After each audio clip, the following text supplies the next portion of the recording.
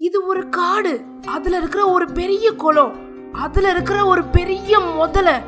இப்போ யானை நடந்து வருது. அந்த குளத்துல இருக்கிற முதலை யானையோட காலை பிடிச்சிருச்சு.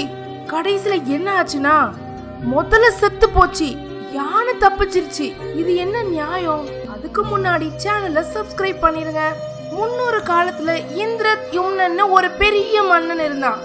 அவன் ஒரு பெரிய பெருமாள் பக்தன். அகத்தியர் ஒரு நாள் இவனை பாக்குறதுக்காக வராரு. அவனுக்கு அகத்தியர் கண்ணிலேயே தெரியல, ஏன்னா பெருமாளை பார்த்து கும்பிட்டுக்கிட்டே இருக்கிறான். அப்போ அகத்தியர் இந்திரத்யும்னான்னு கூப்பிடுறாரு. அப்போதான் அவன் முனிவரை பாக்குறான். ஐயோ முனிவரே, மன்னிச்சுக்கோங்க, நீங்க எப்போ வந்தீங்கன்னு கேக்குறான். முனிவர் சொல்றாரு, சாமி மேல பக்தியா இருக்கிறதெல்லாம் சரி, இப்படியா மதம் பிடிச்சு போய் இருப்ப? ஆனா ஒரு முனிவரை இவ்வளவு நேரம் காத்திருக்க வச்சுட்ட. காரணம், மதம் பிடிச்ச யானை மாறி நீ இறைவன் மேல ரொம்ப பக்தியா இருந்ததுனாலதான் நீ என்னை கவனிக்கல. அதனால நீ இப்பவே யானையா மாறுவ. நீ கும்பிடுற பெருமாள் தான் வந்து இந்த சாபத்துல இருந்து உனக்கு விமோச்சனம் தருவாரு அப்படின்னு சொல்லிட்டு போயிடுறாரு.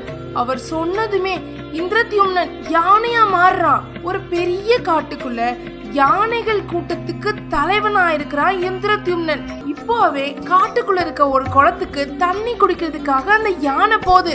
தண்ணி குடிக்கலான்னு போறப்போ அந்த குளத்துல இருக்கிற பெரிய முதலை இந்த யானைய பார்த்து வருது. இத பார்க்காத யானை தண்ணி குடிக்கிற மும்பரத்துல இருக்கு. அப்போ முதல்ல யானையோட காலை பிடிச்சிருச்சு. யானையால எடுக்கவே முடியல. அதுக்கு அகத்தியர் கொடுத்த சாபம் ஞாபகத்துக்கு வந்தது. உடனே யானை குளத்துல இருக்கிற தாமரைய புடுங்குச்சு. வானத்தை பார்த்து பெருமாளே என்னைய காப்பாத்துன்னு கும்பிடுது.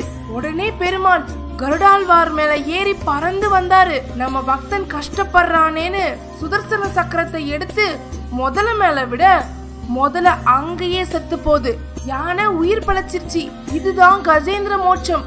சரி, பெருமாள் எப்படி இந்த முதலைய கொல்லலாம்? அதுக்கு ஒரு கதை இருக்கு.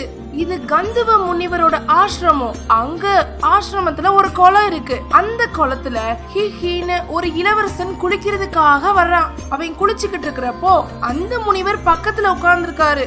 அவரை வணங்காட்டினாலும் பரவாயில்ல, அவர் மேல தண்ணிய சிந்தி விட்டு விளையாடுறான். அவரை பார்த்து ஏளனமா சிரிக்கிறான். அப்போ அந்த கந்துவ முனிவர், எந்த தண்ணிக்குள்ள இருந்து என்னைய பார்த்து சிரிச்சியோ அந்த தண்ணில இருந்து வெளிவர முடியாம நீ முதலையா போவேன்னு சொல்லி சாபம் போட்டாரு. அப்போ இருந்துதான் அந்த இளவரசன் முதலையாவே இருக்கான். இப்போ பெருமாள் விட்ட சுதர்சன சக்கரத்துல இறந்து போன முதல்ல இளவரசனா உயிரோட திரும்ப வந்தான். இப்படி ஒரே நேரத்துல 2 பேருக்கும் மோட்சம் கிடைச்சது. இதுதான் கஜேந்திர மோட்சம். இந்த மாதிரி பல நல்ல கதைகளுக்கு நம்ம சேனலை சப்ஸ்கிரைப் பண்ணிருங்க.